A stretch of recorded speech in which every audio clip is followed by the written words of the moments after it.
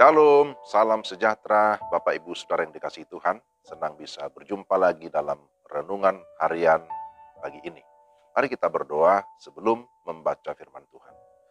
Tuhan, kami mengucap syukur ada kesempatan bagi kami mendengarkan firman-Mu.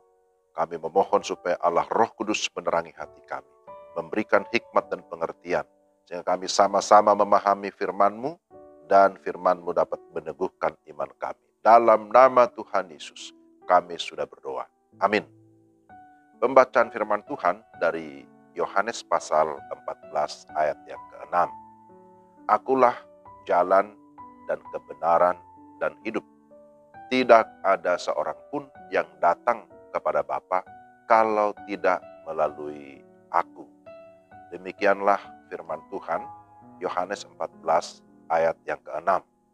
Saya yakin Bapak Ibu Saudara sekalian sudah sering mendengarkan ayat ini, bahkan sudah menghafalkan ayat ini. Tapi saya dengan sengaja lagi menyampaikan bagian ini dengan sebuah tema, benarkah Yesus satu-satunya juru selamat? Saudara yang terkasih dalam Tuhan, tentu kita tidak asing lagi dengan ungkapan ada banyak jalan menuju ke Roma. Atau kalimat yang berkata begini, semua agama sama saja, semua bertujuan ke surga, hanya caranya atau jalannya yang berbeda. Apakah saudara sepakat dengan kalimat tersebut? Kalau semua agama sama, maka tidak perlu ada perdebatan, tidak perlu ada penginjilan. Dalam pemahaman iman Kristen yang sejati, meyakini bahwa Yesus Kristus adalah Tuhan dan Juru Selamat satu-satunya, tidak ada yang lain. Apakah Alkitab memberikan penjelasan bahwa Yesus Kristus memenuhi syarat sebagai Tuhan dan Juru Selamat satu-satunya? Maka mari kita perhatikan beberapa hal yang mendasar yang sesuai dengan Alkitab. Pertama, hanya Yesus yang dikandung oleh Roh Kudus dan dilahirkan oleh seorang perawan. Kita bisa lihat itu dalam Matius 1 ayat 18 sampai 25. Agar Yesus benar-benar dapat menjadi juru selamat dan melakukan pengampunan dosa, Dia haruslah Allah dan sekaligus manusia.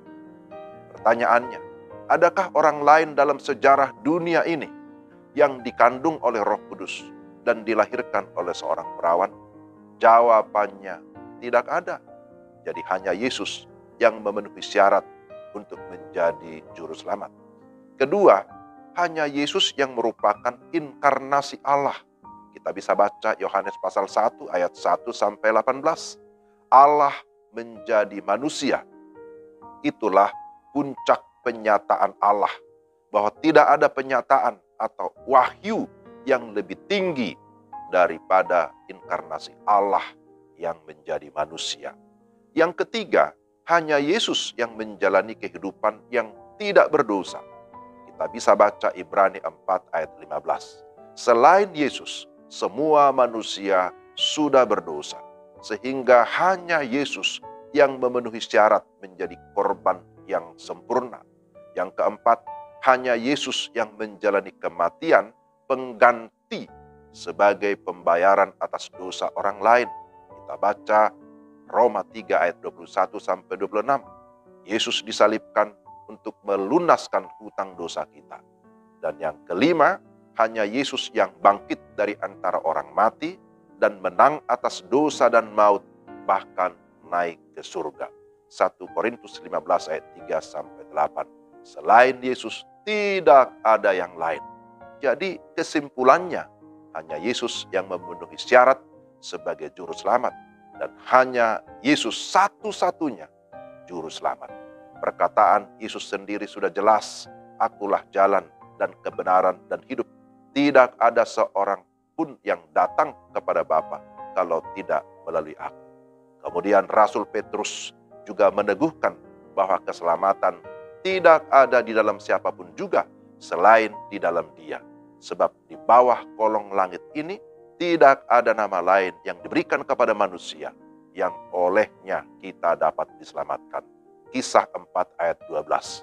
Jadi saudara-saudara, kiranya melalui firman Tuhan ini, kita semakin diteguhkan, semakin yakin bahwa kita adalah anak-anak Allah yang sudah memperoleh keselamatan. Dan kiranya Allah Roh Kudus memberikan kita hikmat, keberanian, dan sukacita untuk terus mempercayai, tetapi juga mengabarkan kabar baik bahwa Kristus Tuhan adalah Juru Selamat satu-satunya. Mari kita berdoa. Tuhan, terima kasih firman-Mu hari ini yang kembali meneguhkan iman kami bahwa tidak ada yang lain kecuali Yesus Kristus, Tuhan dan Juru Selamat satu-satunya. Tolong kami supaya kami juga terus setia mengikut Tuhan dan terus mengabarkan kabar baik ini kepada banyak orang. Dalam nama Tuhan Yesus.